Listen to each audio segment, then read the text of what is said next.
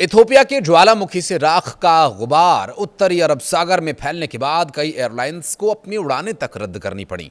वहीं ज्वालामुखी की गतिविधि से राख के गुबार के कारण एयरलाइंस को ऑपरेशनल मैनुअल की समीक्षा करने, फ्लाइट प्लानिंग के रूट्स और एडजस्ट करने का आदेश भी दिया गया था। नमस्कार, मैं हूं आशीष त्रिपाठी आपके साथ। इथोपिया के हेली गुब्बी ज्वालामुखी की राख ने भारत के कई शहरों को प्रभावित किया और ये राख सोमवार रात करीब 11 बजे दिल्ली एनसीआर के इलाके में दिखाई भी दी और मौसम विभाग इस घटना पर बड़ी बारीकी से नजर रखे हुए है। ये पूरी घटना लंबे समय से शांत पड़े एक ज्वालामुखी के रविवार को अचानक फट जाने की वजह से घटित हुई।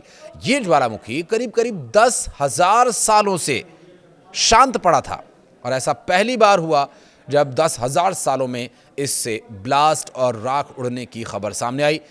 और इस राख में जिसमें सल्फर डाइऑक्साइड का एक मोटा गुबार आसमान में ऊपर छा गया और ज्वालामुखी की राख केवल ऊपरी क्षोभ मंडल में ही देखी जा रही है और ये उड़ान संचालन को प्रभावित कर रही है। इसका वायु गुणवत्ता या फिर मौसम पर कोई प्रभाव नहीं पड़ने वाला है। राख का बादल चीन की ओर अब बढ़ चला है और शाम 7:30 बजे तक भारतीय आसमान से ये काफ़ी दूर चला जाएगा। ज्वालामुखी की राख मंगलवार को गुजरात, दिल्ली एनसीआर, राजस्थान, पंजाब और हरियाणा के आसमान तक पहुंच गई थी। हालांकि इथोपिया में फटे इस ज्वालामुखी की राख से भारत से जो खतरा भारत पर दिखाई दे रहा था वो अब टल चुका है और इस राख का जो EQI पर है असर की बात कही जा रही थी वो अब कोई असर दिखाई नहीं दे रहा है।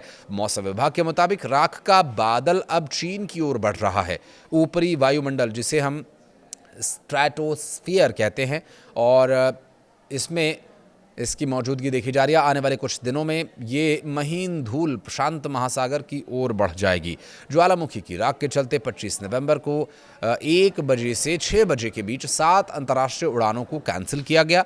किसी तरह की अनहोनी की आशंका के चलते ये निर्णय लिया गया था और इसके अलावा 12 अंतर्राष्ट्रीय उड़ानें भी कुछ देरी से उड़ी और directorate of general of civil aviation यानी DGCA ने एयरलाइंस को निर्देश दिए हैं कि वे राख से प्रभावित इलाकों से पूरी तरह से बचें। आधिकारिक आदेश के अनुसार फ्लाइट प्लानिंग, रूट और फ्यूल से जुड़ी हुई सभी महत्वपूर्ण बातों का ध्यान रखे जाने के निर्देश दिए गए थे। एयरलाइंस ने यह भी कहा कि राख मिलने की किसी भी शक वाली बात को तुरंत रिपोर्ट किए जाने के भी निर्देश मिले हैं, जिसमें इंजन की परफॉर्मेंस में गड़बड़ी या फिर केबिन का धुआं या दुर्गंध युक्त हो जाना या फिर DGCA के द्वारा जो निर्णय लिया गया उसमें क्या कुछ बताया गया। आपको बता दें कि DGCA ने कहा कि अगर ज्वालामुखी की राख एयरपोर्ट के ऑपरेशन पर असर डालती है तो संबंधित ऑपरेटर्स को तुरंत रनवे टैक्सीवे की जांच करने के निर्देश दिए गए हैं।